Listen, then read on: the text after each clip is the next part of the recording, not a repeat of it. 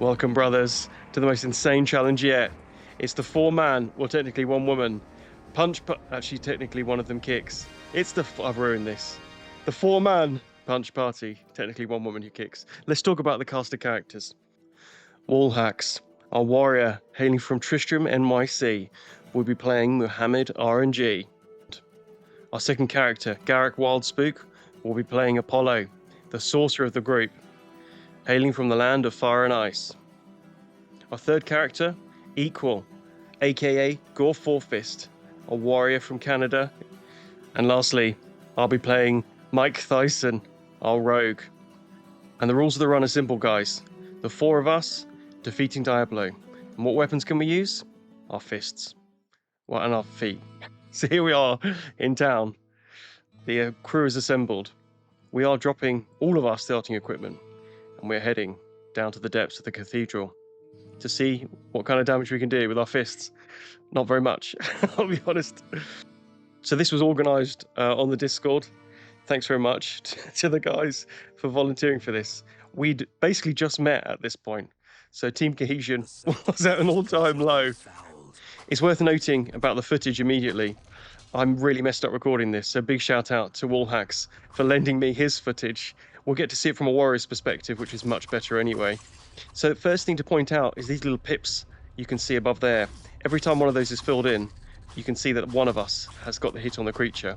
Unless all of us get the hit, then we don't all get the experience. So if you hit the creature, you get experience. If you don't, well, I shouldn't need to say the rest of that, but I'm sure you get it. So we all kind of need to work together to hit everything once. I would say to maximize the group's experience, but it's actually really just to spread it evenly. Now, the first thing to really note here is the poor sorcerer, poor old Garrick and Apollo, has got a dreadful attack speed with bare hands and feet. There's not much we can do about that. The plan really, to have a varied cast of characters, was just more for a visual aid, but actually we thought by the end of the game, we're hoping Mana Shield will come in clutch, and Apollo will become our tank. But at the beginning, both Apollo and Mike Thyssen are going to be very squishy. Now, the biggest issue I had as Mike Thyssen wasn't my attack speed, which was actually okay, and my chance to hit was pretty good too. The problem is I made the game, and therefore anytime I'm next to a creature, they want to attack me. So you've got the better version of the footage here, although it might be slightly more zoomed out than I would have liked. At least you've got a perspective of everything that's going on. You can also don't have to watch me die over and over again, which happened quite a lot until we realised what was going on. But it was great fun to organise this. Please join the Discord if you want to play these kind of games with other people.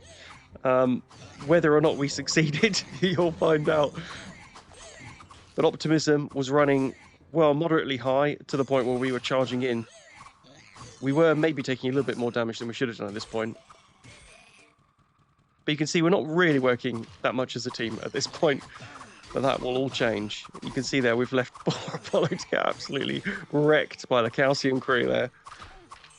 But we were slowly getting through it.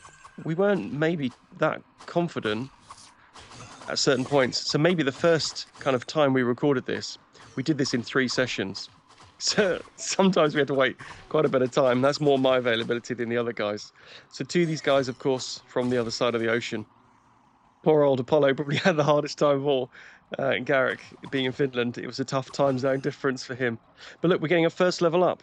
There's a few interesting things. Jareth's guide, I'm going to reference a lot in this. It's the Bible for all Diablo knowledge. But you can see warrior and sorcerer benefit directly just from strength. So there's 2 main things that really impact damage in this game for melee attacks. One is level. The more levels you get, the more base damage you get added to everything. And then the second thing is that little graph that came up there, a little table that came up, showing for everyone but me, Mike Thyssen, our rogue, strength is really the key. You can see already, chucking on the rags. It's a real poverty run at the start. But due to the challenge of our kill speed, item repair, that class skill that the warriors get, actually was very, very useful. But how useful can it be when you take so long to kill things and take so much damage? Actually, we found most of our equipment was breaking. So the most important things to find for us, other than spells, the right kind of spells we need really to get Apollo in the game, is rings and amulets, because they can't break. There are, of course, a few unique. Oh my, what am I? Hey, I'm walking here. Unique items that are indestructible, so they could be very clutch. So the first shrine, this is, well, it's not too bad. Potions are going to be a bit of an issue at the start. The full mana isn't really particularly useful, but the plan really was for both myself, the rogue, and the sorcerer to become more like support class to the warriors who are going to be either tanky or dishing out damage until we get Apollo, our sorcerer, to the right kind of level that his mana shield can really do all the tanking for us. The first level, definitely the easiest level we're going to come up against, went without a hitch and on to level 2. Now immediately it kicks off. We've got arrows flying past. We've got a legion, probably not a legion. We've got a trio of Plague Eater brothers. Now Plague Eaters are not great for us. We just don't do the damage and they heal ludicrously fast, especially if they're chomping down on some of that dungeon slime. But the damage is coming thick and fast, and I found this immediately incredibly difficult as the rogue, because they were focusing me, and I just didn't have the armor to be able to tank a hit. With barely 50 hit points, I mean, poor old Apollo had close to 30 hit points at this point, so very, very difficult for us to survive, you know, a few unlucky hits, and we could easily be killed. But perseverance is the key, and we did it. And look at this, it's starting to get, there's some cohesion coming along, guys. We've ended up with some carvers, which is pretty good. They do actually quite decent sustained damage. I love the little, like, I love the design in this. I know from Diablo 2 onwards, they changed the designs of, like, the Fallen to kind of be a bit more badass and cool. But I like these little, like, cheeky guys with their caps. The music design and the sound design in this game, I don't know if it's been beaten by any game ever before. But that's the danger of being in poor health against a Plague Eater, getting a few unlucky hits. So thankfully you're not having to watch my footage here, but you've got one of the more competent players among us. You've got Mohammed RNG, capable, willing, also maybe brave to a fault there, running in. Fortunately for me, it wasn't too much of a walk. But one of the issues with my lack of sustain is it's tough for me to be able to get those hits in. And you can see on the pips above the creatures, that first pip, when I don't have it, I've basically jumped in there, quick flying kick and then fly out. That's basically the way I played Streets of Rage. And what else is there to put in at this point? Already up to level 3, maxing out strength where possible. The levels will be absolutely huge in this, by the way. And you can see every now and then it'll be like, why is that person not even hitting anything? There was definitely a little bit of rubber banding in this, so be patient with us. There was a lot of like creatures just zipping in and out. The hidden, especially, as you'll see, were ludicrous.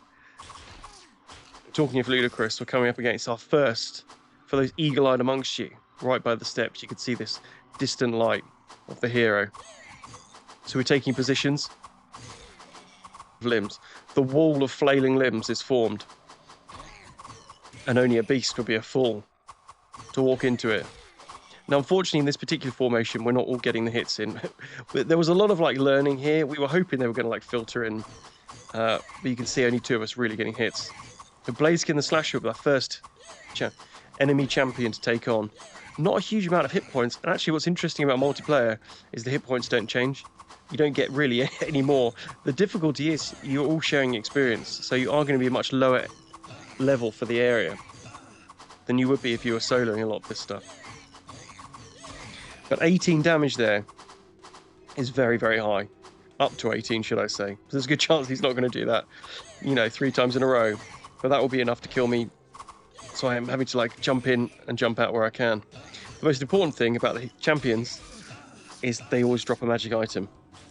Now, it's not guaranteed at this point that the magic item is going to be any good. Actually, a strategic retreat quite early on. I think we realised, even at level 2, this was going to be very, very difficult.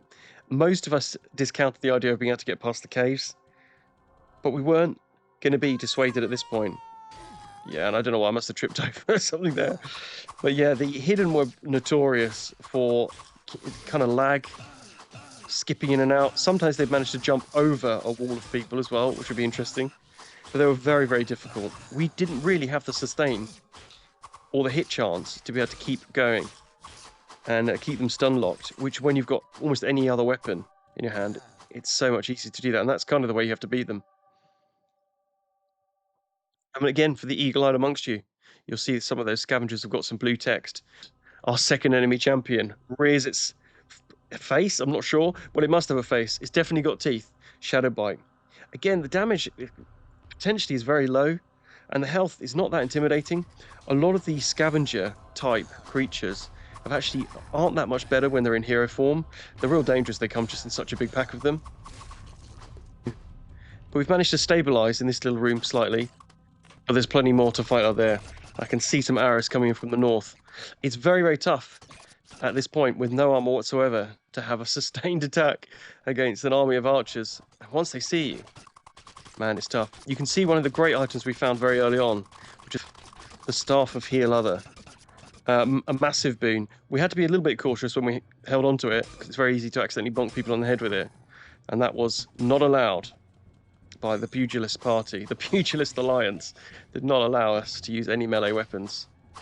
We're kind of being attacked from multiple angles here. It's also very easy just to aggro a few creatures yourself on the periphery of the group, but then someone else to do it, and then maybe even someone else do that at the same time. Again, group cohesion. We're not quite there yet, guys. It will definitely come by the end, don't worry. There's only one stat to be pumping at the start, and that is strength. Unfortunately, even though 5 points were put in there, still only doing 2-2 damage. Now, at this point in the journey, you'd be right to say this sounds like this is going to be impossible, because your best character, your highest level character, is only doing 2-2 damage. Yes. Honestly, the best thing about this whole run was how impossible it felt at so many points. So look, enjoy the journey. We didn't at times, but that's part of the reason why it feels so satisfying. At this point, I'm not going to tell you how far we got, but we got further than we thought we would. That's maybe all you can take away at this point. Our first little cool room here. These are, of course, all the dungeons in Diablo 1 are randomly generated. These little rooms here, and look at that. That is terrifying. Unbelievable. I'm having RNG. You're definitely watching it from the best perspective. Straight in there.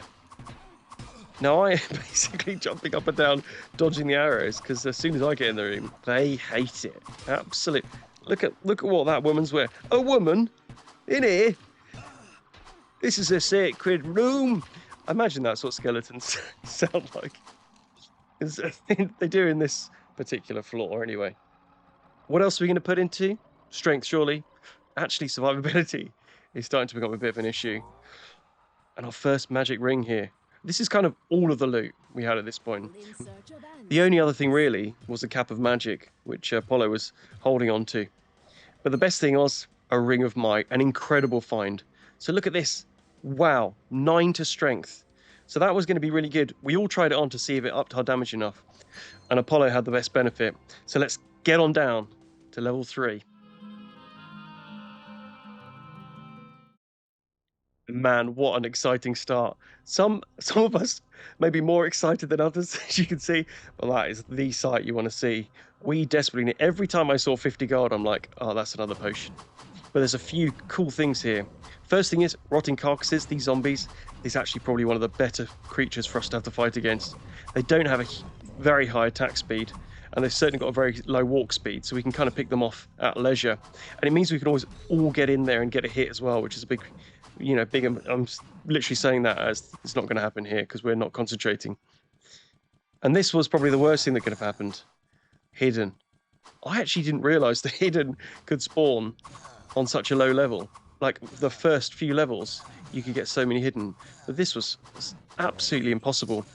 Anytime you hit one, they run away and turn invisible. So if you don't hit them again immediately afterwards, and to be honest, at this point, we just weren't hitting reliably at all, then yeah, we'd have an absolute nightmare. So you'd hit them once, they run away. Of course, we're not in any kind of wall here to stop them coming through. So they're slowly surrounding us. And then when they do manage to get one of the more vulnerable characters in range, absolute murder will happen. And finally, I'm not the only person to embarrass myself, although I do almost immediately afterwards perish myself. So look, it was time for the warriors to retreat. We needed to make sure all of us were kind of in and around the area anyway. We needed kind of everybody to help with the hidden. Even the rogue and the sorcerer help. Soak up a bit of damage, dish out the odd hit or two, and it makes a big difference when you can stun lock them and surround them as well. The big motivator for me really was just getting that big room of money and pick it all up, but I didn't let anyone else know that at this point. So back out now, and man, the hidden just kept coming.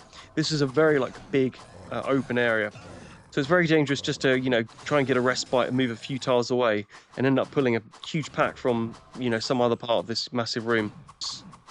The good news is we've actually got steps down there. Whoa, what a kick in the head that was. What a character. I mean, the ideal way of playing this, of course, would be to be doing it with 4 warriors, but it's nice to have a little bit of variation, especially just for user enjoyment. One of the big things we wanted quite early on was the warriors to get different types of armor so we could separate them visually, especially when you're trying to heal them with a... Whoa, look at this. Okay, let's... Hold up. Wait a minute. The Needler. Man, this has got a real emotional tie for me. The Needler was my first ever unique I found in this game, in the shareware version. And Warp Skull here, the leader of the pack, of the absolute bastards that we've been having to battle against for the last 15 minutes or so. The good thing about the hero, I mean, look, we know he's going to drop something magic, which is a great help. His pack, it's actually quite easy just to punch away so we can concentrate on him. He was very tethered to that one spot. Unfortunately, he only had a cap. I won't tell you where he's wearing it. But what we did get, as a team, was a Book of Heal Other, which is going to be a big help. We can actually start utilising some of the large mana pool of some of our casted characters. So I became a little bit of like the cocktail waitress, dropping a lot of healing potions. And what the sustain there, I mean, it's amazing watching this from a warrior's perspective, because there's literally zero chance that I will be able to stand there as the rogue and be able to tank quite as many arrows as Muhammad RNG is here. When we jumped into this pack, they almost had a wall of zombies in front. It was an incredible formation, but it was super satisfying. They were very, very weak archers. So great fun being able to like kick their heads off. So we've got a shrine here in the first little room, an ornate one, definitely one to avoid. You definitely don't want any levels to Holy Bolt, because we won't be able to use it anyway. But I wonder who's going to be first into that room. Where's all the gold going? Yeah, well, I was actually the kind of team treasurer for a lot of this. And actually selling the Needler was awesome. We felt pretty rich at this point.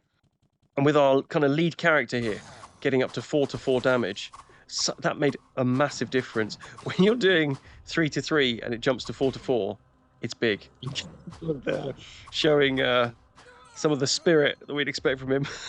I don't know if he was drunk at this point, but it was definitely a very, very tough first game for him. And look at this Rock Carnage. For those of you who noticed, Rock Carnage has got another hero, another champion friend right next to him.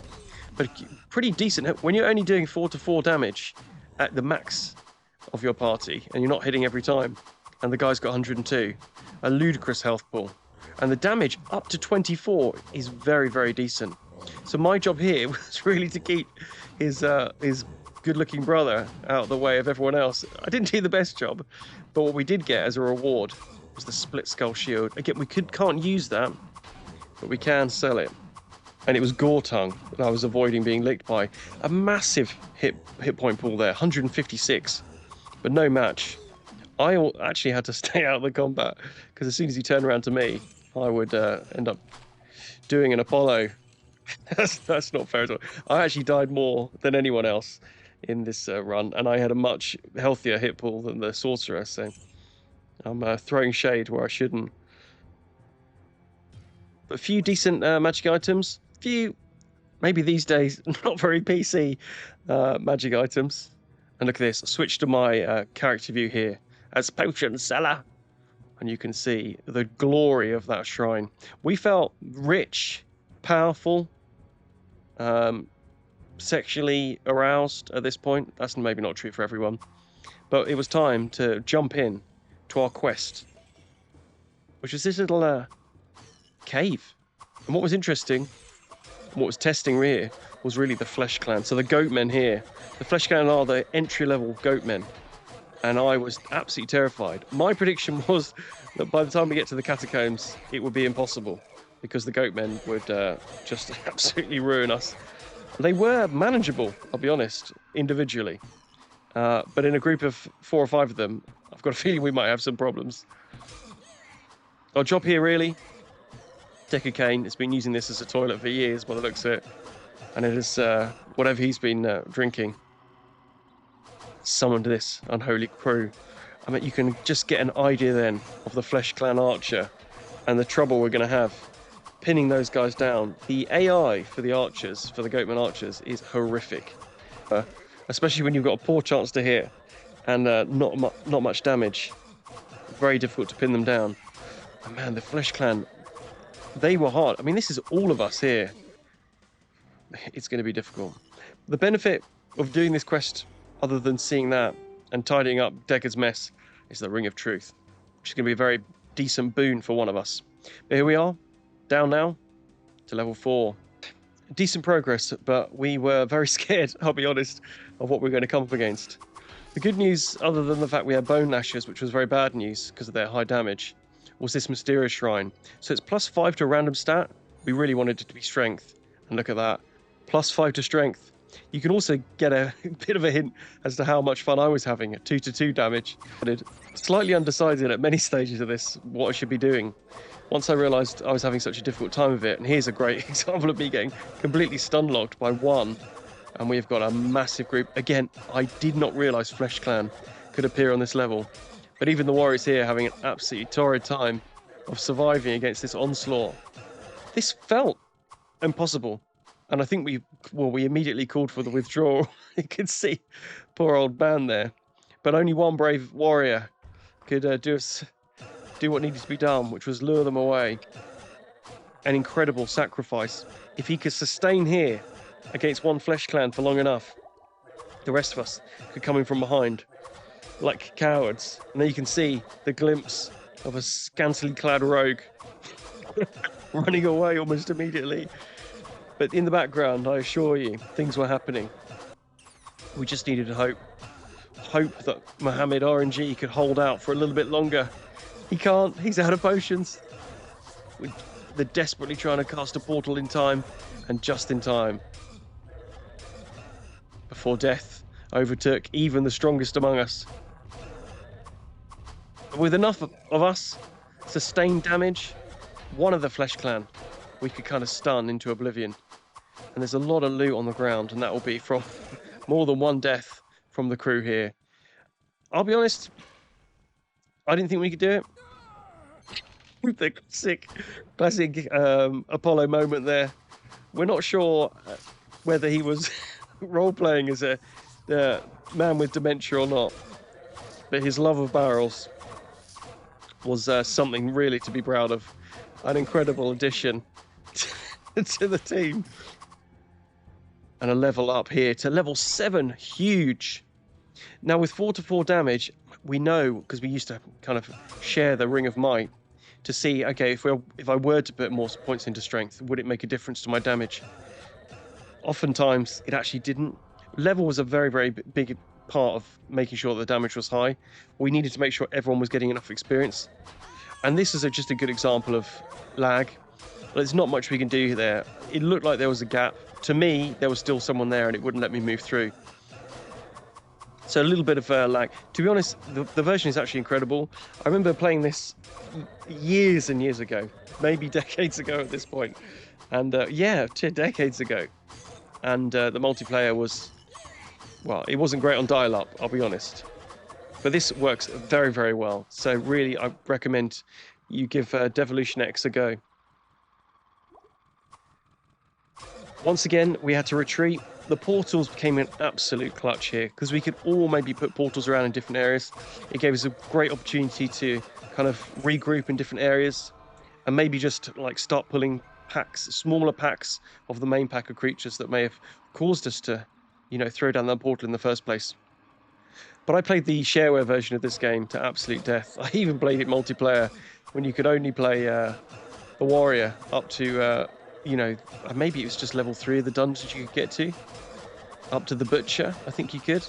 Man, it was a formative moment in my life. And it's a real pleasure to be able to reboot, rejuvenate old memories. Yeah, so look, if you want to do this, join the Discord. You know, I'm always offering games to play, and you might have to play them with ludicrous restrictions, but I think to all of us, it was really good fun revisiting this game after so many years of not playing it in this kind of format.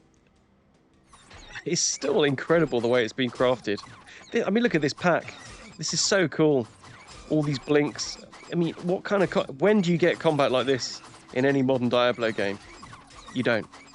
A sustained fight against these kind of familiars. While the hero, the champion, I always call them hero, and people get across. The champion enemy there just looking on while his brethren get slain, punched out of the sky. I don't know if you've ever punched a bat out of the sky, but if you haven't, then this is the next best thing. These were actually quite decent damage as well, the blinks. So to me, I was maybe more intimidated than the warriors were at this point. I mean, you can see 112 hit points. Apollo at this point hadn't even broke 40. See, there you go, 34 hit points. But Moonbender, incredible damage there, up to 27. So when you've already got 34 hit points and you're not at full, then yeah, Moonbender in one strike could be the end of an old man that you love. But Moonbender seemed to be totally eclipsed. Even Mohammed RNG here having to take a respite against Moonbender. That 27 max damage is insane. And it's extremely dangerous, even when you've got a hit point pool as high as 112. I mean, one good hit there could really be trouble. And a ring is a fantastic find, and a very worthy reward as well. Such a difficult fight. And 12 to dexterity. This actually ended up being probably the best ring we found, because that 12 dexterity is 12% additional chance to hit for any of us. And chance to hit ended up becoming a lot more important than any of us realized. The damage eventually, by the time you're getting one more damage, you know, for sometimes another 10 points into strength, when you could be putting that into vitality or chiefly dexterity, just to make sure that any of your hits are actually hitting more often. And this is an insane fight, and pinned with no potions in this position. You can just start to see how much damage as well the equipped items start taking when you get into a sustained fight like that. And here we can start seeing the team come together. We regrouped, pulled back to the room back there, start to whittle them down, and the archers, oh my god, were just very, very difficult to endure. One of those arrows could just, you know, chip down some of the weaker cast members very, very comfortably, so we had to be really, really cautious. And here, Garbad the Weak. Now, I didn't realise exactly how to manipulate Garbad, but you basically just all need to be off screen and then come back, and he'll start giving you what you need. So we all had to move back, come back, move buff, come back. And this guy absolutely hits like a truck. It didn't take more than 4 sustained hits before we were in some real trouble. Luckily, the warriors were able to do God's will. God wills it! I've just watched Kingdom of Heaven again. I think I mentioned that recently, but man, I love that film. And it's stocking up at this point for yet more fights against little capped men. Deckard Cain's workforce. You'll never find them drop a passport, because he's got them all in his little shack. And look at this for a fight. The regeneration of the Bone Gnashers, and these are hero, champion packs. So I did it again. These are champion pack ones, incredibly dangerous. And Spiny to there, all of us had to like descend on Spiny to at the same time. I got my one hit in and just had to disappear. Look at this for an insane find. Ring of Engagement. What stats? Damages target armor. We're not really sure how that works, to be honest, and maybe we're not doing enough damage. But the minus damage taken is just going to be an absolute boon to any of us. Here now fighting the overlords that protect this little crate coming up, and Snot Spill just below us there, chilling out with his crew. So this is the kind of final quest of the area before we descend into the catacombs. Snot Spill, to be honest, the health pool is huge, but the damage at this point we've suffered worse. We all managed to get a hit in of Snot Spill pretty early on, so we can all enjoy the benefit of his experience. The problem is, when we all get a hit in, the experience of anything isn't actually that high. And the invisible cloak there, Negan's cloak of invisibility there, as he stalks us, picking up our loose change. Down to level 5. Now this is where I called the run and said, we have not got a chance based on some of our performance. But many of the other members of the party had a lot more optimism in their heart. I had pure realism and pessimism. And here is why the boys have descended. Now, we've fought groups like this before, but never without space to be able to retreat. And this is basically all of the map we had discovered at this point. So we were in real trouble if it ever came to running away. One of the interesting things, again, the lag was tough. Heal Other is a very difficult spell to use, especially in like confined space. It's very, very difficult. And I was very lucky not to accidentally hit there with the staff. Luckily, he was able to bonk me, as they say, and stun lock me out of my attack animation.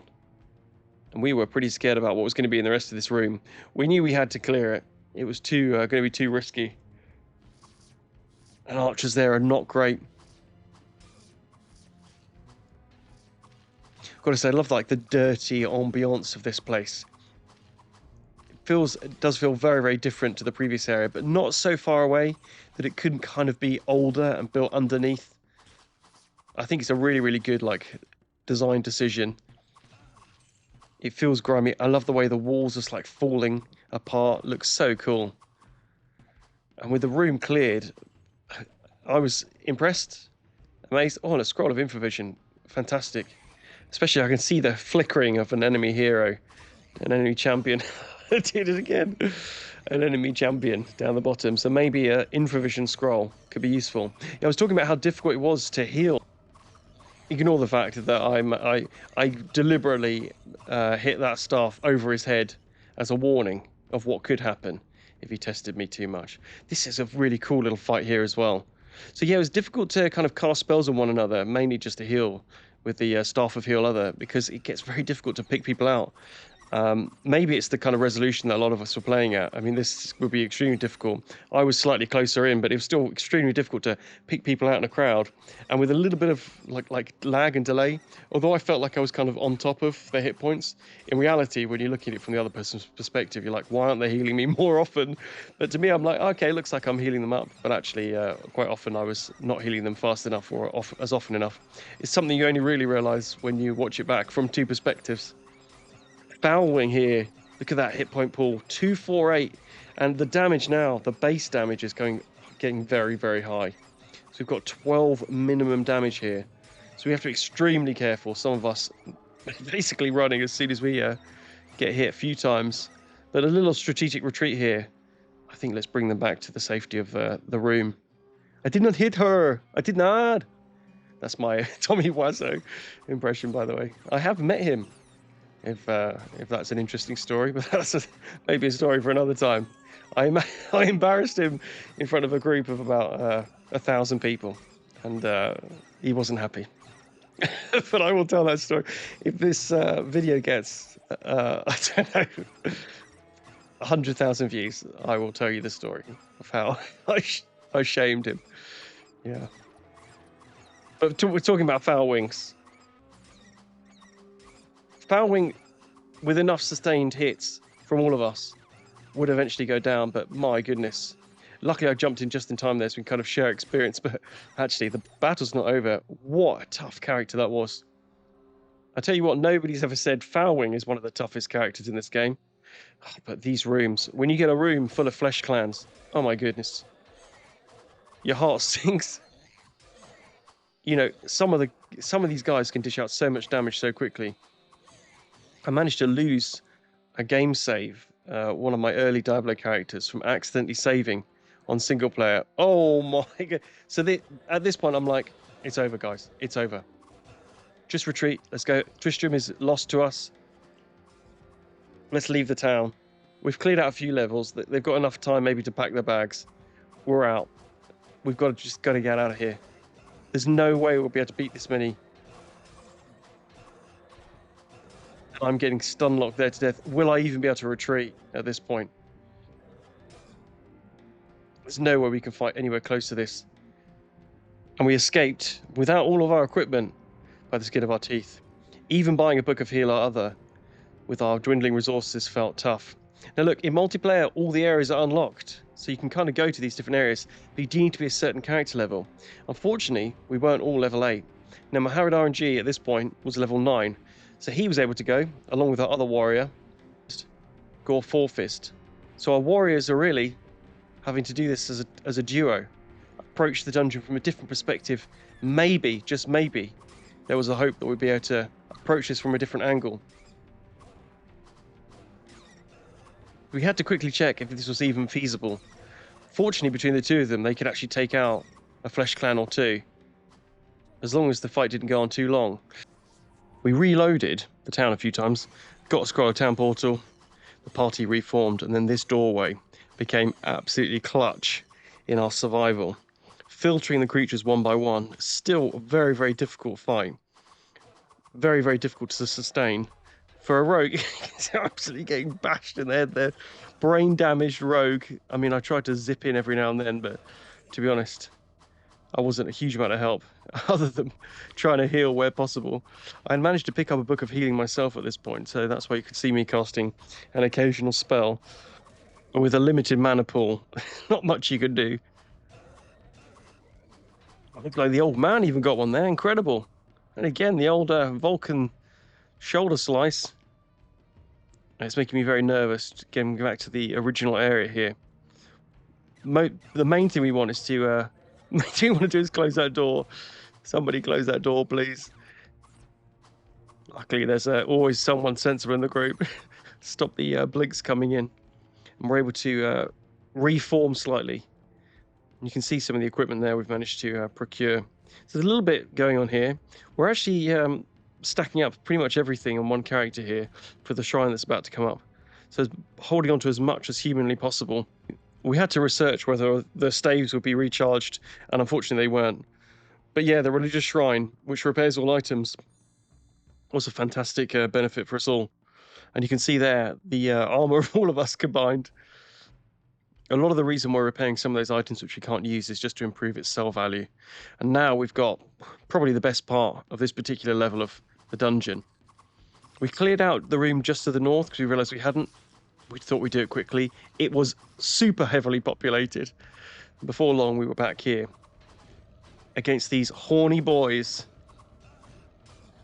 The damage was very high from the horned demons.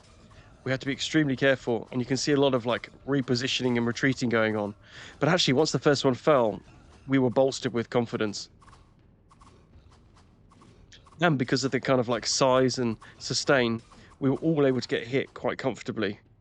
You can see there a little hint to hit 90%, but 6-6 damage. Huge. Certainly useful against these horned demons, which populated the side rooms. And the reason why we were doing this, Arkaine's valor. Plus 10 to vitality, -3 damage from enemies, which could actually stack with a few of the other minus damage. And this may be the most important thing, the incredible visuals of some of the art. We wanted just to have a quick look here to see if any animation difference between the two. Not really. But at least now you can tell the warriors apart. Although probably quite easy, to be honest, given the fact that one of them is your view at any time. Now we have one extremely tanky character. Unfortunately, at this point, we didn't just restart the game to ensure that they were the number one character. But what does that matter when Shadow Drinkers turned up? One of the coolest enemies in the entire game here. 300 hit points and a very, very decent damage. Fortunately, he spends a lot of his time zippity-zoppeting around the place like a kind of crap yellow Nightcrawler. The best fact about Nightcrawler is that Mystique, this is X-Men by the way, is that Mystique is his father.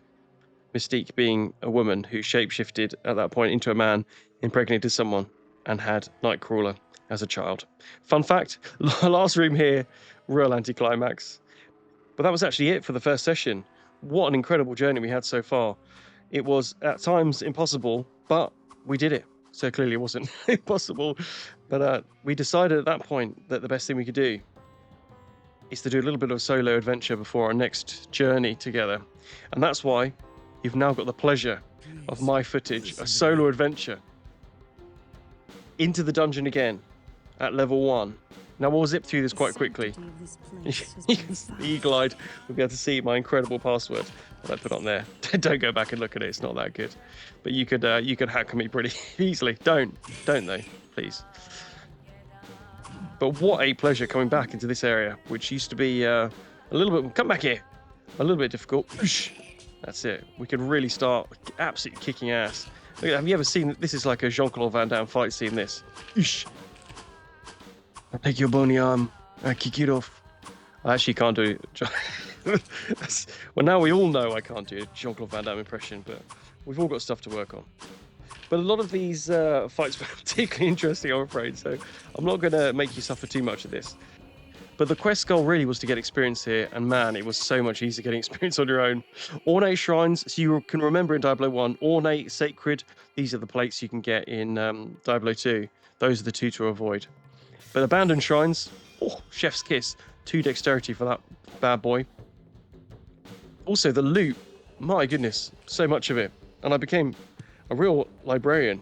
That Book of Heal Other is going to be massive. Well, not massive, but it's useful because everyone's got a mana pool, and if we all had it, it's just a little bit more sustained for us all. And even the magic items just rolling in. It's all solid cash to bankroll the catacombs. Murky Pool here gives you infovision. More importantly, look at this room. And stuff. Nothing more satisfying.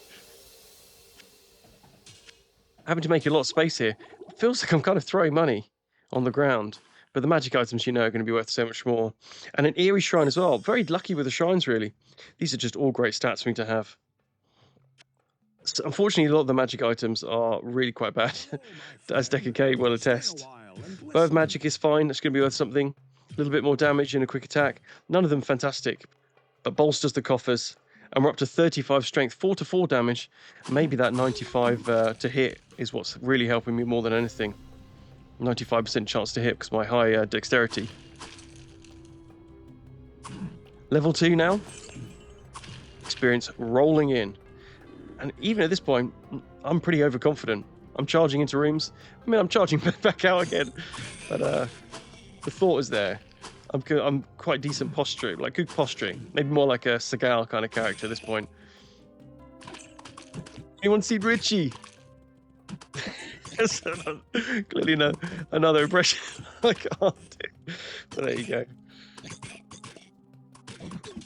But it's satisfying beyond belief. And actually, I was maybe a little bit annoyed that we had this particular area here, because we have already seen it once before. I was a bit scared. Also, the goatmen, my post-traumatic stress from the goatmen. Oh, this like massive zombie group here as well. I was going to come back to that like little cavern area, which we've seen before at this point. I wanted to make sure I had as much damage as possible. And Rot Feast the Hungry, actually the only other zombie maybe from this area that we haven't seen yet. Rot Feast the Hungry there. It's going to be difficult because he's got pretty decent damage. He's got nothing on me. And dropped his scimitar. I don't know where he was hiding now. Scroll of Town Portal. And this is all great stuff for us to have in the back catalogue.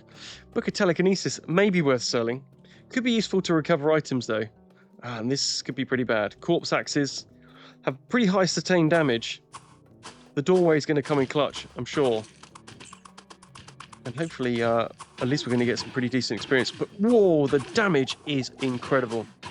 I think what needs to be taken into account with these heroes is their chance to hit is very high. And even though he's only doing 4 to 10 damage, that was pretty much our entire potion belt gone. We are actually only on level 2, so at this point, I'm a little bit concerned. Soul Pus, I was wrong. There's more heroes to be had. Soul Pus here, huge hit point pool, but the damage of 4 to 8 is really not going to cause me too much drama at this point. I still don't have a very intimidating health pool, 65, and I'm going to be very limited by my class choice. Chuck that old saber on the ground, we don't need that. And these red-headed girls are sleeping on the ground. Not sure what they're doing because they're being harassed here by the Blue Man group. You can never trust the Blue Man group. But the good thing about them is there's pretty much a guaranteed drop of some good gold. Now, I'm not a great fan of having to fight these heroes on my own, especially in this kind of open battlefield. The health pool isn't too bad. The damage is very, very poor. But what we know about them is once they start hitting you, you can just get stun locked so easily. Some kind of horror movie, retreating back into his maze of barrels he's put here. Luckily, he's kind of blocked his assistant there from being able to help. Very close to death there. Never a doubt. And level 3. Now I charge at level 3 like an absolute nutcase. And although I was able to kind of sustain damage down 1 or 2 of them and then make a retreat, well, I say 1 or 2. 1. I was in real trouble here. I didn't really have the potions to do what I did. Overconfident, maybe from the first 2 levels. We can sell all of this, and look at my money there. We're up to 3.2k, and that's just the money I've got on me. So that's just the kind of money I've made here. I've got a few thousand in the bank as well for the as the treasurer of the group. Back in here, Plague Eaters. Let's kick some more ass. Annoying when they decide to disappear like that, but at least that's some DPS out of the fight. He's back in it now. I'm still going to have to retreat a little bit here. And the reason why all my stuff is on the ground is not because I died. I just decided to throw it on the ground. I definitely didn't end up dying in one of my more stupid moments. Some actual armor. Can you believe it? The excitement.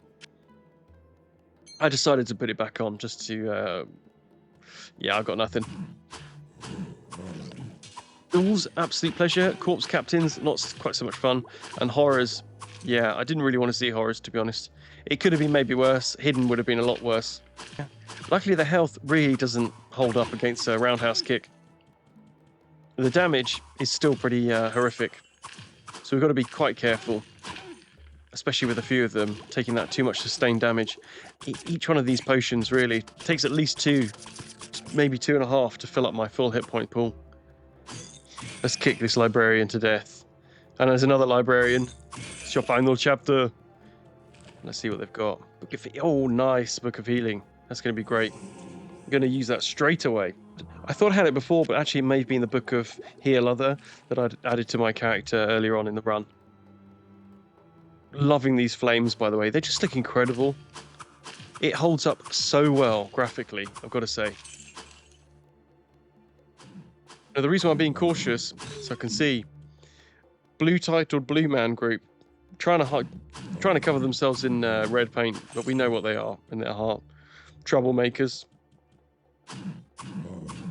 I'm a bit worried about the hero joining in. This is actually quite good fun. It feels like you are the fastest person in the room when you've got nothing but ghouls to fight, so they can almost take their time, one at a time.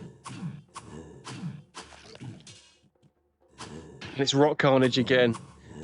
Now we know Rock Carnage has got a pretty healthy hit point pool to kick through.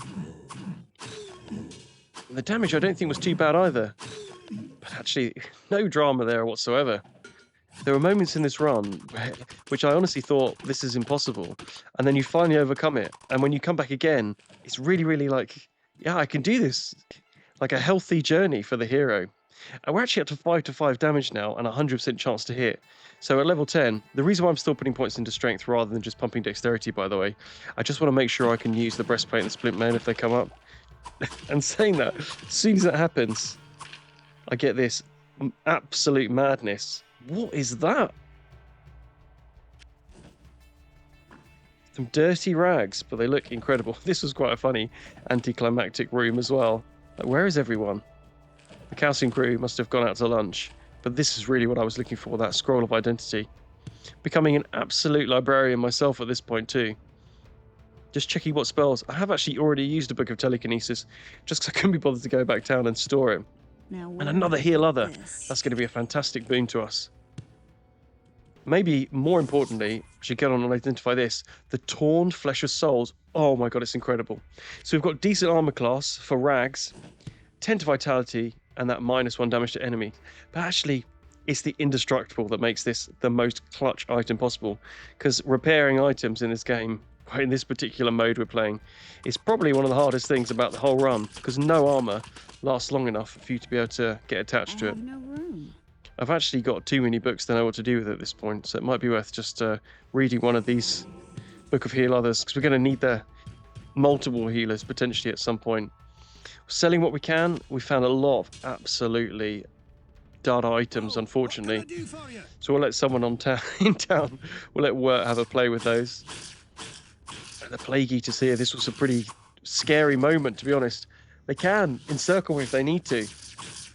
And I had such a torrid time of the Plague Eaters before, killing me multiple times. And now, unfortunately, the entire group were going to be challenging me. But with the level I had, no drama against El Chupacabras. Which is, I may have mentioned it before, but the Plague Eater heroes aren't that much harder than the standard variants. But it's the guaranteed magic drop that makes them so much more pleasurable to kill. Again, a little bit of maybe trauma there from the corpse bows. Actually, coming back again, I felt like an absolute god of war.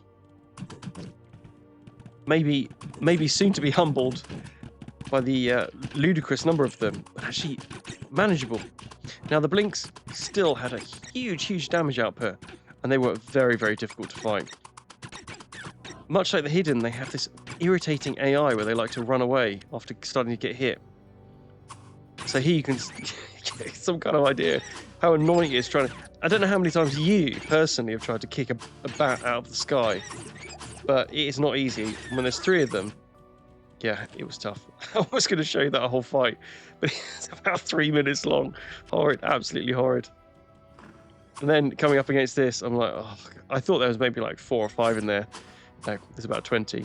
Now, what worked out was actually waiting for them to come. For whatever reason, they didn't mind the idea of getting hit and then actually walking past me. But by holding this position here, they'd get hit almost every single time once they came into my the heel, the bow cove. I used to get taught Taekwondo years ago. They'd walk straight to my bow cove, and that would be enough to sustain them down. More books. The library's really coming together. I was hoping for something better than Firebolt, but it's money in the bank. And the horror archers here were actually a little bit more intimidating than any others. I knew I couldn't last too long here because I was going to get overwhelmed by the other lads. So it's time to retreat round to this corner. Use my level up. I'm getting vitality. To be honest, I was probably maybe the most mixed, like stat-wise, of all the characters. I knew I needed a little bit of support. I needed dexterity just because I wanted to be able to hit more often. And I couldn't pump strength much more than I already had, to be honest. I think my cap for strength was 55 anyway. Nice little helm there. We can use that. We can pass that on to Apollo. I'm sure Garrick will be pleased with that. Stay for a moment. I have a... Wow. I'm not staying. I'm not staying for your stories, you creepy old man. Not with the prices you charge. So we'll keep the cap of the mind. And we'll move on to the Overlords. Doing a lot of this stuff on my own really felt like the journey, the hero's journey had come to a different point. Like I was actually able to survive on my own. It made a massive difference being the level I was. I was actually able to do enough damage to not have to sustain so much damage myself. And with the additional spells I had, this became very possible. And the nice thing was, I knew by doing all this, I was going to get loads of loot and be able to share it with the group later on, making our further journey a lot more viable. More gloom with the glooms. The worst TV show ever commissioned. They were extremely painful to fight, but the levels up in this particular area were frequent. Hey, you that one that killed all. Actually, I couldn't open the chest until you speak to Snot Spill. Maybe I should have realised that. But I'm not going to give it to Snot Spill. I'm going to take the Harlequin Crest for myself. Hello, my friend. Stay a while and The armour is not looking good. Oh, look at that resistor, will be nice. But the Harlequin Crest is a interesting item. Maybe the most important thing about it is that -1 damage from enemies. I think it probably does work out. Oh, I don't know, actually. I think it's a difficult decision between the Helm of Dexterity and not taking more damage. I think we'll hold on to it. Probably keep the chance to hit. Solo Snot Spill. That feels good, man. And him, unfortunately, dropping that cap is not giving me much pleasure when I've just got the Harlequin Crest. Now, how do we fare? Mano on Womano against the Flesh Clan. Tell you what, the worst thing about it is I make myself laugh more than I'm going to make anyone else. But confident. does he look like I kicked that guy in the throat and just split it? Incredible. Now I get the pleasure of fighting a Flesh Clan archer on my own. But he would rather die than touch Deckard Cain's piss. What's that you say? And a ring of truth. One more for the party, but one more for me for the time being. So a little bit of cleanup now. We ended up with about 11.6k's worth of gold. That should barely be able to sustain the party's drinking habits. But a few very useful items: clutch armor, great helm, another ring, a few decent items for the party to share. But that, my friends, is the end of part 1. I really hope you enjoyed. Subscribe if you haven't already for part 2. If you enjoyed, please like the video, support me making more absolutely ludicrous challenges like this. Join the Discord if you want to be a part of any of this kind of madness in the future. And let me know in the comments if you think the Catacombs will even be possible, because I don't. Peace and love.